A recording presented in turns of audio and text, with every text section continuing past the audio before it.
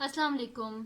आज की वीडियो में हम करेंगे रिव्यू एक्सरसाइज 2। ये है जो mathematics book 2 D2 7th edition जो न्यू एडिशन आया उसी एक्सरसाइज है ये, और इसका पेज नंबर 87 है और उस पर क्वेश्चन नंबर 9 है, वो हम करेंगे आज की वीडियो में।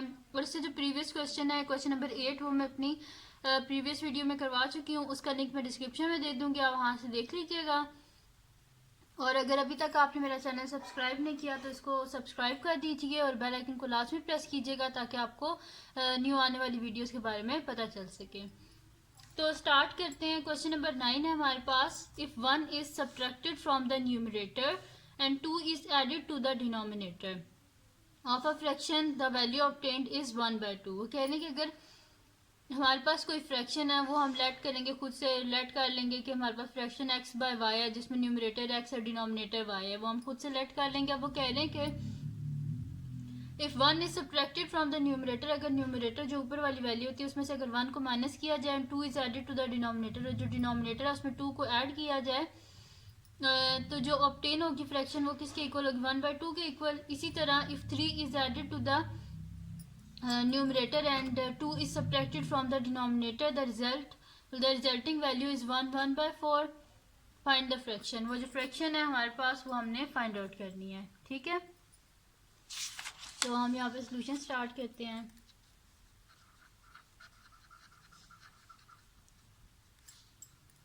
हम यहाँ पे लेट खुद से कर लेते हैं कि हमारे पास न्यूमरेटर ऑफ फ्रैक्शन x है और डिनोमिनेटर हमारे पास y है।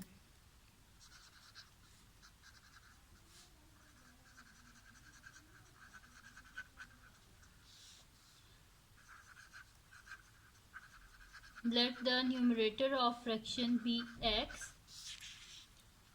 and its denominator be y। ठीक है, हमने लेट कर लिया है कि हमारे पास जो न्यूमरेटर ऑफ फ्रैक्शन है वो x है और उसका डिनोमिनेटर हमारे पास y है। तो अगर x न्यूमरेटर डिनोमिनेटर y है तो फिर फ्रैक्शन क्या होगी? x over y। तो हम फिर यहाँ पे लिख देते हैं कि let the fraction be, let the fraction be x over y। ठीक है, हमने लेट कर लिया कि वो फ्रैक्शन क्या है हमारे पास? x over y। अब वो कह रहे हैं कि ये जो हमने फ्रैक्शन बनाई है x over y, इसमें अगर इसके जो न्यूमरेटर है, देखें क्या लिखा हुआ है, if 1 is subtracted from the numerator, तो इस फ्रैक्शन का न्यूमरेटर क्या ऊपर वाली वैल्यू x है, अगर x में से 1 को माइनस किया जाए and 2 is added to the denominator, और ये जो डिनोमिनेटर है इसमें 2 को ऐड किया जाए, तो हमारे पास क्या होगा कि 1 is subtracted from the numerator, तो हमारे पास हो जाएगा x minus 1 divided by to the numerator and 2 is added to the denominator, तो डिनोमिनेटर क्या है? y में 2 को ऐड कर दिया जाए। 2 is added to the denominator of a fraction the value obtained is 1/2। तो इसका जो आंसर आएगा इज इक्वल टू वो क्या आएगा हमारे पास? 1/2। सही है, तो ये हम बोल देते हैं हमारे पास एक इक्वेशन आ गई है, इक्वेशन नंबर 1 बोल देते हैं इसको। फिर वो कह रहे हैं कि if 3 is added to the numerator, अगर न्यूमरेटर में 3 को ऐड किया जाए, यानी कि न्यूमरेटर क्या था? x में अगर 3 को ऐड किया जाए and 2 is subtracted from the denominator, जो डिनोमिनेटर है वो क्या है? y है। y में से अगर 2 को माइनस किया जाए from the denominator, the resulting value is 1/4। तो रिजल्टिंग इज इक्वल्स टू क्या आ जाएगी हमारे पास? 1/1/4। इसको हम बोल देते हैं हमारे पास सेकेंड इक्वेशन है।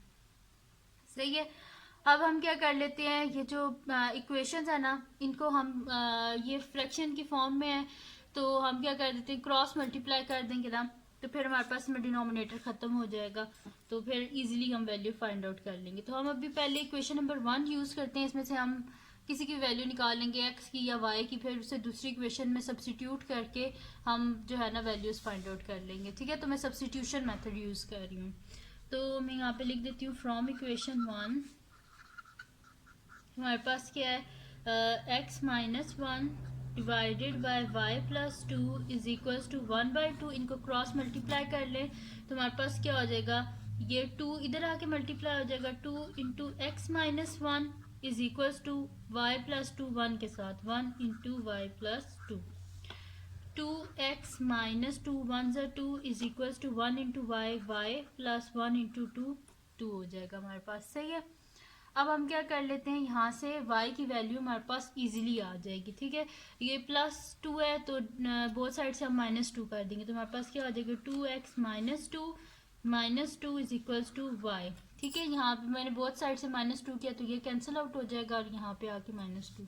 सही है, तो ये क्या हो जाएगा 2x -2 और -2 -4 इज इक्वल्स टू वाई, यानी कि y का आंसर क्या आया हमारे पास 2x -4। y is equals to 2x -4 है। मैंने y को इस साइड पे लिख दिया, 2x -4 को इस साइड पे लिख दिया। तो इक्वेशन हमारे पास 2 तक थी तो इस इक्वेशन को हम बोल देते हैं हमारे पास क्या इक्वेशन नंबर 3 है। सही है। अब ये जो y की वैल्यू आई है ना, इसको हम किधर सब्स्टिट्यूट करते हैं इस इक्वेशन नंबर 2 में। तो पहले इक्वेशन नंबर 2 को हम अरेंज कर लेते हैं। मैं यहाँ पे लिखती हूँ फ्रॉम इक्वेशन 2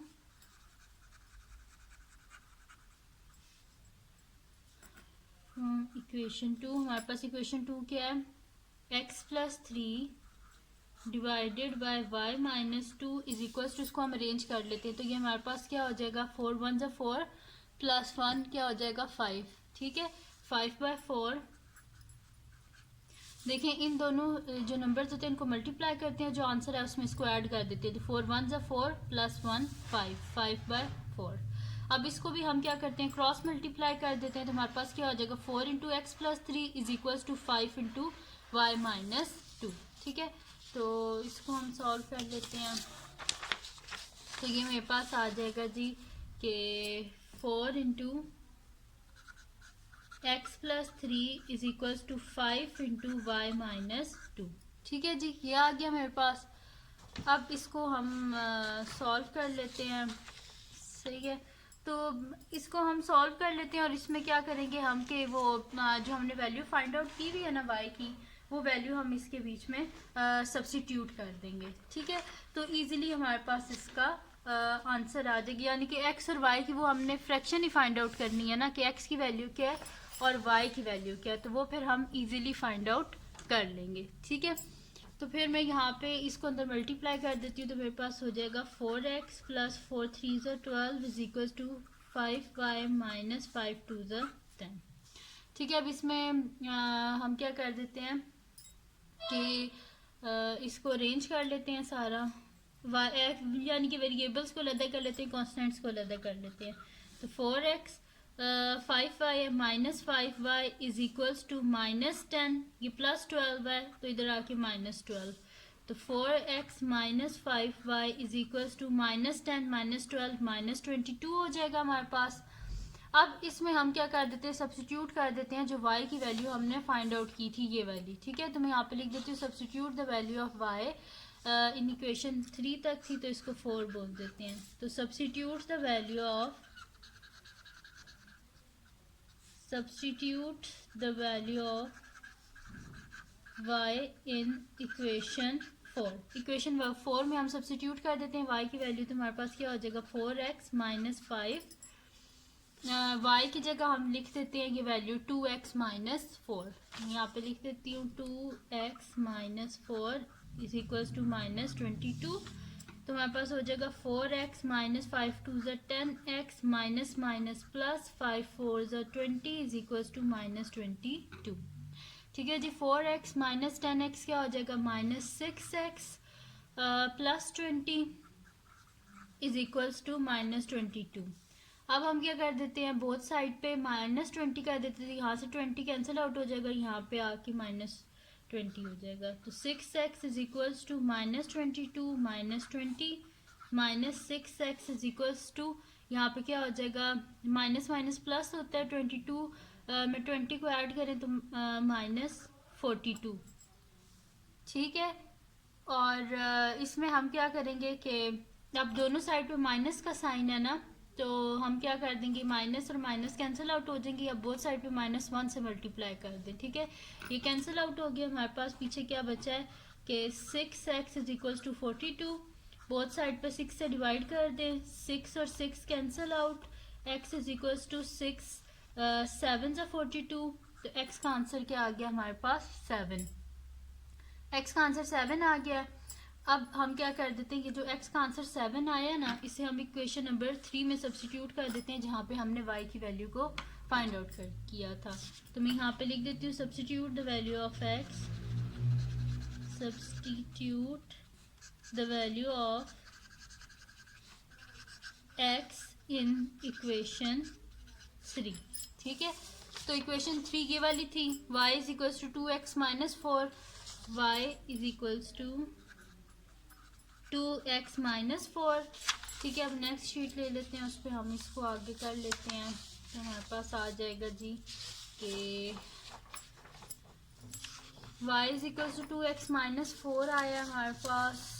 तो इसमें हम x की वैल्यू को सब्स्टिट्यूट कर देते हैं, तो हमारे पास क्या आ जाएगा, y is equals to 2x की जगह लिख दें 7 minus 4, y is equals to 7 two ज़ा 14 minus 4, y is equals to क्या आ गया हमारे पास 10 आ गया। ठीक है, तो y का आंसर हमारे पास आ गया 10 और x का आंसर क्या आया हमारे पास 7। तो हमने फ्रैक्शन क्या लेट की थी, हमारे पास क्या थी, यहाँ पे हमने लेट किया था कि फ्रैक्शन हमारे पास है x over y। The first page पे जहाँ पे हमने किया था, यहाँ पे लेट की थी हमने कि let the fraction be x over y, कि फ्रैक्शन हमारे पास क्या है, x ओवर y है। तो x की वैल्यू क्या आई है हमारे पास 7 और y की वैल्यू क्या आई है 10। तो हम यहाँ पे लिख देंगे द फ्रैक्शन इज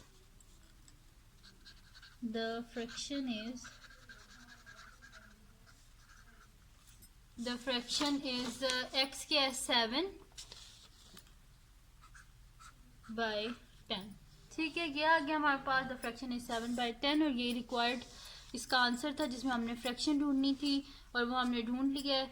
तो ये थी जी आज की वीडियो जिसमें मैंने आपको करवाया है रिव्यू एक्सरसाइज 2, जो कि मैथमेटिक्स बुक 2 की एक्सरसाइज है ये, और इसका मैंने आपको करवाया क्वेश्चन नंबर 9।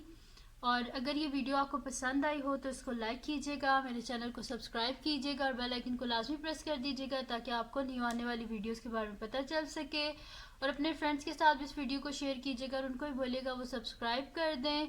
और दुआओं में याद रखिएगा। अल्लाह हाफिज़।